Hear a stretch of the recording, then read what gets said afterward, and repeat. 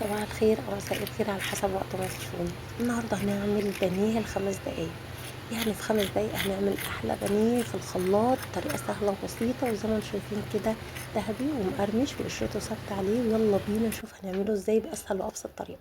في الخلاط كوباية زبادي وبيضاية، وحطيت بصلاية مبشورة. حطيت التوابل بتاعتي وضربتهم كويس جدا، وبعد كده طلعتهم من الخلاط وحطيت 3 معالق دقيق على المكونات ديت. عايزه تزودي اكتر ابقي زودي الكميه السوائل. حطيت حاجه بسيطه من الخل، وحطيت البهارات بتاعتي عباره عن ملح وبابريكا او كركم لو عندك وجنزبيل وبهارات 7 بهارات او بهارات مشكله، وحطيت شويه كزبره وشويه شطه صغيرين، وحطيت الملح بتاعي وبهارات فراخ. كل البهارات ديت لو كانت موجوده مفيش مشاكل، توم باودر بصل باودر، لكن لو ما عندكيش حتى لو شويه فلفل اسمر وبهارات وشويه ملح برضه هيطلع بانيه زي العسل. اهم حاجه البهارات والفلفل الاسمر والملح، لكن الباقي البهارات ديت اختياري. بعد كده زي ما انتم شايفين كده سبتهم في الخلطه ديت، ريحتها خطيره. سبتهم حوالي ساعتين 3، عايزه تسيبيها نص ساعه مفيش مشاكل، المهم تسيبيها شويه عشان تاخد وتدي كده من طعم التتبيله. زي ما انتم شايفين كده بقى هكون محضره البقسماط بتاعي، وهبتدي ان انا اطحنه كويس جدا او تجيبيه جاهز مفيش مشاكل. حطيت ايه في البقسماط بتاعي هنا او في الفيجيتار بتاعي او البقسماط اللي انا طحنته. حطيت شويه فلفل اسمر، وحطيت هنا شويه سمسم وحبه البركه، وده اختياري طبعا. زي ما انتم شايفين كده انا كنت هقول لكم بقيه البهارات. لو هو مش متبل انت بتتبليه بنفس التتبيله اللي انا عملتها معاكم، او بنفس البهارات اللي انا حطيتها دلوقتي. زي ما انتم شايفين كده لو عايزينه حار هتحطوا شويه شطه. بعد كده بقى هبتدي ان انا اجيب الزيت بتاعي، وهبتدي ان انا اطلعه من التتبيله اللي انا عملتها معاكم او الخلطه اللي انا عملتها معاكم، وحطيتها في الفيجيتار، وبعد كده حطيتها في الزيت. زي ما انتم شايفين كده يا جماعه السمسم مع حبه البركه بيدي طعم خيالي. زي ما انتم شايفين كده انا مش هقلبها الا لما تكون استوت من الجنب اللي في الزيت. بصوا طعم، يعني هي باينه حتى في الزيت قد ايه ان هي مقرمشه وخطيره. زي ما انتم شايفين كده هحاول اقرب الكاميرا منها واوريكم قد ايه هي. بصوا مقرمشه برضو. لما اجي اطلعها من الزيت هبتدي ان انا احطها في قلب المصفى. زي ما انتم شايفين كده برضو طلعتها من الخلطه، حطيتها في قلب البقسماط المطحون، وبعد كده هبتدي ان انا احطها في قلب الزيت. زي ما انتم شايفين كده انا ما بحبش الطاسه تبقى فيها بانيه كتير علشان درجه الحراره ما تقلش. بصوا زي ما انتم شايفين كده، بصوا طالعه القشره ثابته عليه ولونها ذهبي وخطيره. الفكره الزبادي والخلط اللي انا عملتها معاكم تنفع لحوالي نص كيلو من البانيه. زي ما انتم شايفين كده طلعتها من الخلطه، حطيتها في البقسماط، وبعد كده حطيتها في قلب الزيت.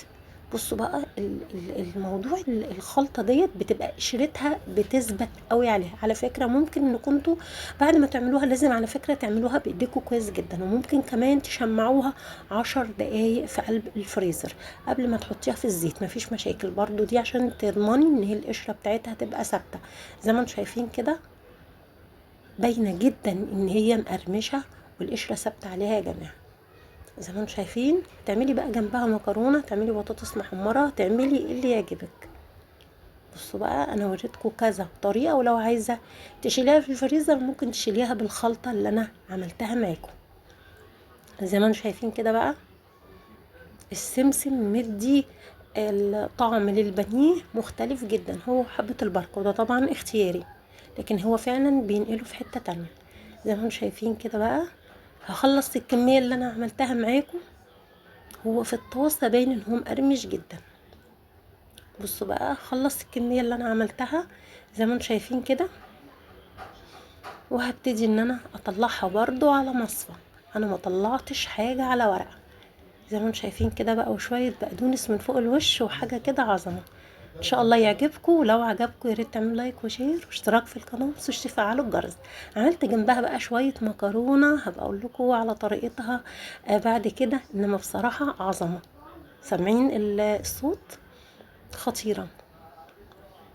زي ما انتم شايفين كده رشه البقدونس دي بتودينا في حته تانية. زي ما انتم شايفين كده بصوا بقى المكرونه عملتها يعني السوا بتاعها مظبوط. زي ما انتم شايفين هتشوفوها معانا بصوا بقى البانيه الاول. هتيجي بقى دلوقتي هوريكم المكرونه بالصلصه طالعه في منتهى الجمال. شويه بقى بقدونس من فوق الوش، زي ما انتم شايفين كده الصلصه مظبوطه والسوا بتاعه مظبوط. انا ما بسويش المكرونه على الاخر. بصوا السوا بتاعها 10/10. زي ما انتم شايفين كده بقى هوريكم المكرونه بتاعتي عامله ازاي. انا ما عملتهاش قبل كده في القناه. بصوا بقى عامله ازاي السوا بتاعها. لازم ما تبقاش مستويه على الاخر، لازم يبقى فيها تكه كده نيه شويه. ان شاء الله كل وصفاتي تعجبكم. عملنا احلى بانيه في 5 دقايق، وقال لي كمان بطريقه سهله وبسيطه ومقرمش وقشرته ثابته عليه ولونه ذهبي، وان شاء الله يعجبكم. زي ما شايفين كده طالع في منتهى الجمال. هو المكرونه حاجه كده عظمه. زي ما انتم شايفين بصوا بقى،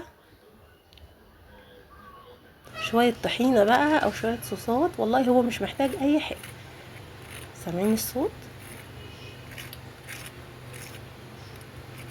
بصوا عاملين ازاي في منتهى الجمال وسهل.